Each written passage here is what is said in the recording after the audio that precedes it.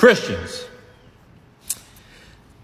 My friend here says that, so the next time a child is harmed, we're just going to say it's God's will.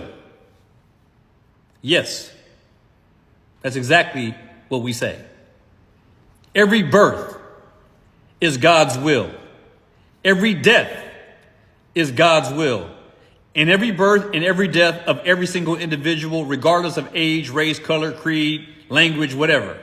Every death, every birth is ordained by God specifically. He has ordained all who live, and he ordained all who die. And the breath that is extracted from the human soul that causes them to die is extracted from them by God. It is he who has determined the day and the appointment for which we shall all die, regardless of our ages. God has ordained it all. This may be a bitter pill to swallow for so many people who are always questioning why someone dies. Why did my husband or wife die? Why did my child or my son or my daughter or my grandchild, why did they die? Why did they die at this age? The answer is very simple in this regard. Because God has ordained it to be so. Everyone has a set appointed day for their death. Why God allowed some people to live 100 years? Why he allowed some people to live 100 minutes outside of the womb? Why he does that? We don't know. He doesn't tell us why. But he has told us that death and life is in his breath. He has ordained them all.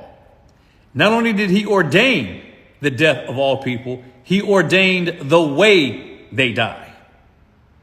He ordained the way they die. Now, whereas so many people may find this hard to accept, it is intended to be understood in such a way as to provide comfort to the survivors.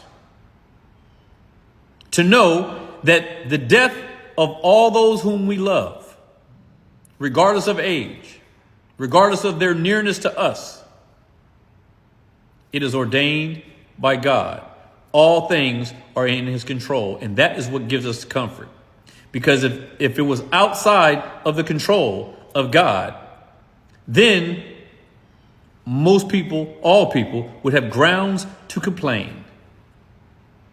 But I can be assured that when all these kids who have their lives taken away from them by serial killers or by these massive shooters, gun shooters, I should say, I'm comforted in one thing.